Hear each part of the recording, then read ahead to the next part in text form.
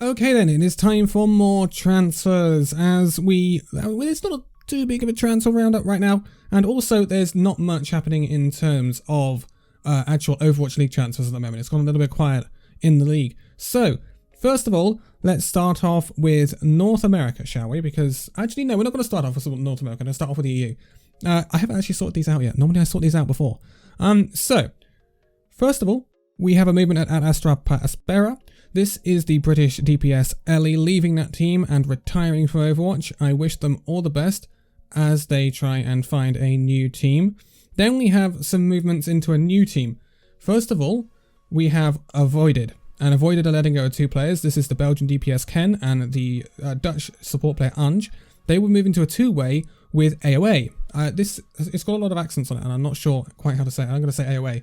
Basically, it's a new team being formed. They're also bringing in the Finnish DPS Sauna from Exoblivione, and then they are bringing in a load of unassigned players. So this is the Finnish support Snap, the British tank player Smex. Great to see Smex competing again.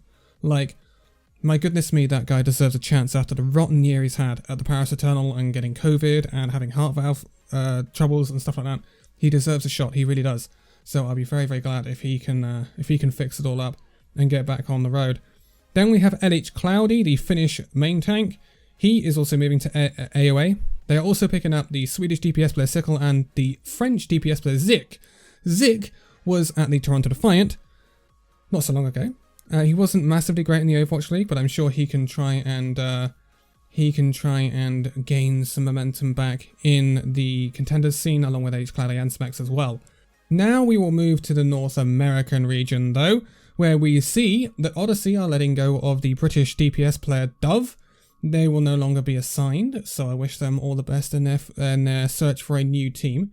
Then we have a move at Dark Mode NA. They had actually picked up the Houston Outlaws ex-main tank, Muma, and he was at Dark Mode NA, but he really wasn't there that long. So, he's now left Dark Mode NA.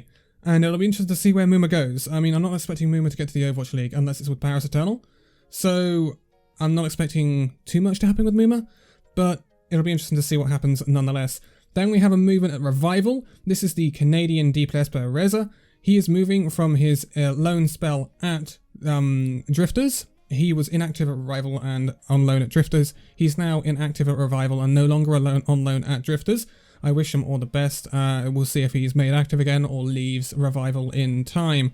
Then we have a move at Maryville. It is still Maryville, isn't it? It's Maryville Esports, yes. Because I know they've changed names before. They're bringing in the ex-Overwatch League Boston Uprising support, Halo. It's not surprising. Halo isn't Overwatch League level. I don't think. From what we've seen from Halo at the Overwatch League level, he just wasn't good enough. And so he's now taken a step down to go and play for Maryville Esports. I wish him all the best with Maryville Esports. I hope he can kind of rekindle a light in his career because, of course, it's kind of gone downhill when he was at the Boston Uprising. A tough team to be at, but again, he didn't look Overwatch League level, and so I think he maybe can regain a little bit of traction with them. Then we have a move at the Uprising Academy. This is then bringing in two players ahead of the Gauntlet. This is going to be the American DPS player Dynasty and the American DPS player Dove. Uprising Academy, of course, getting ready for that Gauntlet, as I just said, and they're announcing a load of different players. I think I'm 37, for example. I think he's still on loan at WGS. So that's an interesting one. But we are seeing a pattern of some players that are moving up to the Overwatch League that were currently with Contenders teams, staying with those Contenders teams, even though they've been announced to an Overwatch League team. That's because they can then compete in the Gauntlet, and it sort of maintains integrity for the Gauntlet. Otherwise, some teams would be vastly different in power level because they've had their players basically yoinked by Overwatch League teams. So I think this protects the integrity of the Gauntlet coming up this month, and I think it's actually a really good move by Blizzard in general and Overwatch League etc. I think that's actually it's a darn good move. Then we have another move into the American region. This is Susuno. Susuno are bringing in Foreshadow. This is a Korean DPS player. Again, Susuno will be gearing up for Gauntlet. Interesting move. We don't see many Koreans coming into the North American region at the moment, apart from that big 200 MS thing. So it's an interesting one, and I wish him all the best at Susuno. Then we have a move at Drifters. Drifters are actually signing the Japanese support Supreme. He was assistant coach at Susuno. He's now going to become a player at Drifters. Really interesting move that. Not one you see very often. So I wish him all the best in that new role, and I think he'll be good. A coach generally has an Overwatch brain. They don't always necessarily have the mechanics.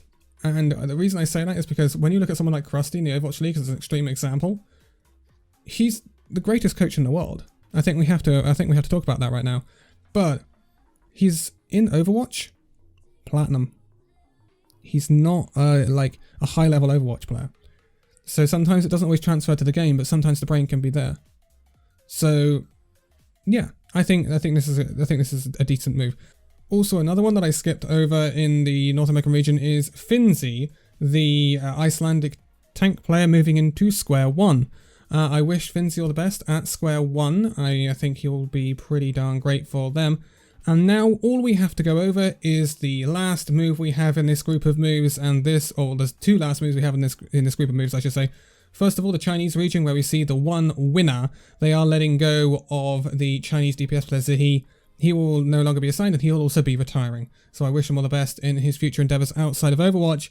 Lastly, we do go to the Overwatch League for a tiny little bit of news. We saw the other day that the Los Angeles Valiant had let go of KSF, their American DPS player, who had been appearing alongside Shax and obviously KSP this year for the Los Angeles Valiant. He will not be leaving the league because he is going to switch over to Texas, where he is going to join up with the likes of Hydration, Happy, and Dante on the DPS line of the Houston Outlaws. So I like that KSF's staying in the league. Do I think he will play for the Outlaws? It will be very interesting to know, because it depends what they do. They now have a main tank.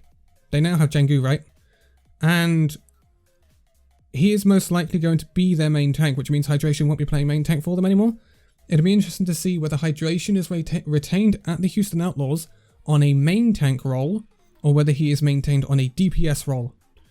So, if he is on the DPS, then I don't think KSF were playing. I think they might try and use Hydration, because Hydration was really good back in the day when he was on that DPS. But they might also use KSF. I think this gives Houston Outlaws a lot of options. I suppose that's how I put it. And yeah, Houston Outlaws, there's some great signings, and there's some weird signings. And therefore, you never know where you're coming from with the Houston Outlaws at the moment. It's not been a clear-cut off-season for them like it has been for the Dallas Fuel. It's clearly, like with Dallas Fuel, it's clear out, massive upgrades. With Houston Outlaws, it's like clear out, some are upgrades, some are downgrades, and it's like, they seem to be balancing out to exactly where they were. And that's not exactly what people want, is it? Especially if you're an Outlaws fan. So it'll be interesting to see if Junkbutt and the rest can bring this roster together and see if they can get anything out of it, but I'm not overly looking at it promisingly right now for the Houston Outlaws. Anyway, I am going to leave it here for this one. It's been a bit of a short one, but not too much going on. So yeah, we will be moving into other content as well as the weeks go on, as the Overwatch League kind of dies down a little bit in terms of its transfers until we get rushes from like New York, Excelsior, Paris, and London. Anyway, I am going to leave it here for this one. So thank you guys so much for watching this video. If you'd like to give it a like, subscribe if you're new, and I will see you in the next video. See you then.